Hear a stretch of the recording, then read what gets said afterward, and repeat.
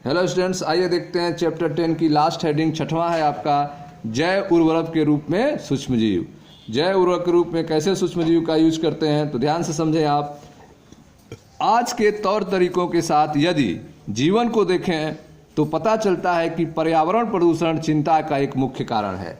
ठीक है, तो अगर आज जो है जीवन को आप देखेंगे, तौर तरीकों को देखेंगे, तो आपको समझ में आएगा कि पर्यावरण प्रदूषण का जो मुख्य कारण है वह क्या है।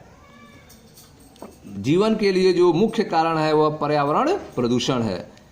कृषि उत्पादों की बढ़ती मांगों को पूरा करने के लिए रसायन उर्वरकों का प्रयोग इस प्रदूषण के लिए महत्वपूर्ण है। ठीक है, तो जो भी कृषि उत्पाद हैं उनकी मांग बढ़ती जा रही है और इनको पूरा करने के लिए जो है रसायन केमिकल का यूज किया जाता है, रसायन उर्वरक का उपयोग किया जाता है और यह भी एक प्रदूषण के लिए महत्वपूर्ण कारक है।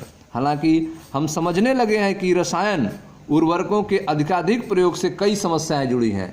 अगर जो है रसायन उर्वरक का बहुत ज़्यादा प्रयोग होगा तो इससे कई समस्याएं खड़ी हो जाएंगी। इसके परिणाम स्वरूप कार्बनिक खेती करने पर तथा जैव उर्वरक प्रयोग पर दबाव बढ़ता जा रहा है।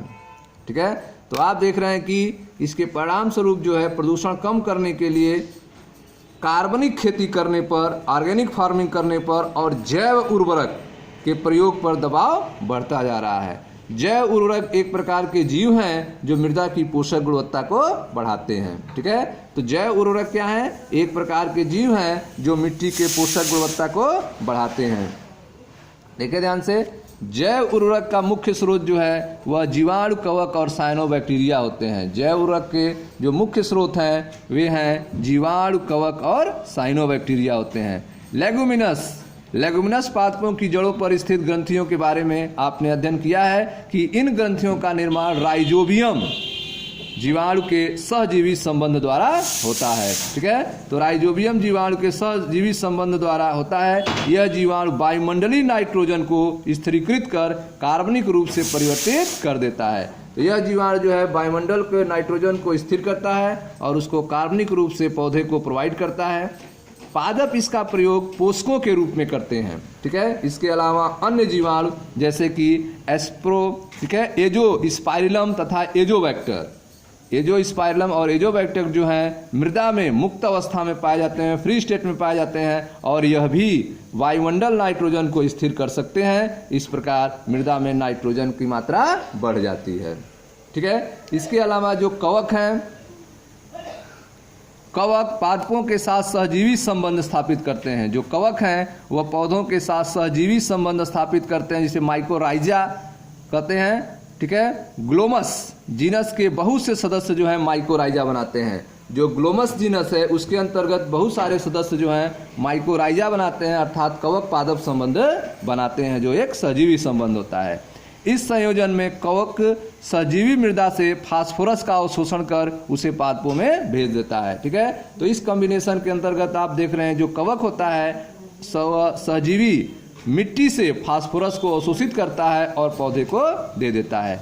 ऐसे संबंधों से युक्त पादप के कई अन्य लाभ हैं, जैसे कि मूल वातावरण रोगजनक के प्रति प्रतिरोधकता बढ़ जाती है, लवणता तथा सूखे की प्रति सहनशीलता बढ़ जाती है तथा कुल वृद्धि और विकास प्रदर्शित करते हैं। ठीक है, तो आप देख रहे हैं कि इस संयोजन में कवकी सहजीवी जो हैं वह मृदा से फास्फोरस का अवशोषण करते हैं और उसे पादपों को भेज देते हैं। ऐसे संबंध युक्त पादप के कई अन्य लाभ हैं, जैसे मूल वातोड़ रोगजनक के प्रति उनकी प्रतिरोधकता बढ़ जाती है, लवणता और सूखे के प्रति सहनशीलता बढ़ जाती है और इसके साथ साथ कुल वृद्धि और विकास प्रदर्शित करते हैं। ठीक है, क्या आपको बता सकते हैं कि संयोजन से कवक को क्या लाभ होता है? तो इससे कवक को भोजन प्राप्त होता है। पौधा जो है उसको भोजन प्रोवाइड करता है, रहने का जगह देता है। आगे देखें, साइनोबैक्टीरिया स्वपोषित सूक्ष्मजीव हैं जो जलीय तथा स्थलीय वायुमंडल में विस्तृत रूप से पाए जाते हैं। ठीक है, तो साइनोबैक्टीरिया जो हैं वह स्वपोषित माइक्रो ऑर्गेनिज्म होते हैं जो जलीय और स्थलीय वायुमंडल में विस्तृत रूप से पाए जाते हैं।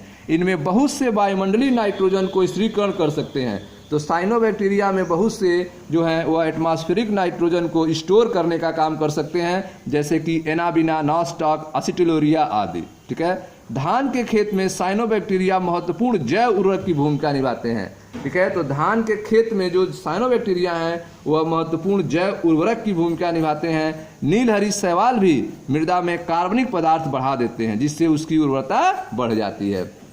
हाल में ही हमारे देश में जैव उर्वरक की एक बड़ी संख्या बड़े पैमाने पर बाजार उपलब्ध है। ठीक है। तो आप देख रहे हैं कि हमारे देश में जैव उर्वरकों की एक बड़ी संख्या बड़े पैमाने पर बाजार में उपलब्ध है। किसान अपने खेतों में लगातार इसका उपयोग कर रहे हैं। इससे मृदा पोषक की भरपाई और रसायन उर्वरकों पर आश्रितता कम हो रही है। ठीक है। तो आप देख रहे हैं कि जैव उर्वरकों से मिट्टी के पोषक तत्वों की भरपाई हो रही है और रसायनों उर्वरक के प्रति जो निर्भरता है वह धीरे धीरे कम हो रही है। ठीक है।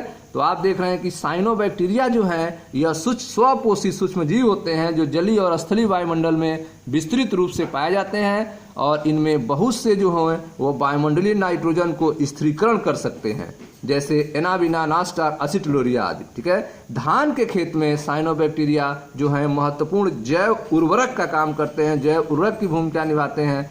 नीलहरी शैवाल जो हैं, ब्लू ग्रीन एल्गी, यह भी मिट्टी से कार्बनिक पदार्थ बढ़ा देते हैं, जिससे उसकी उर्वरता बढ़ जाती है।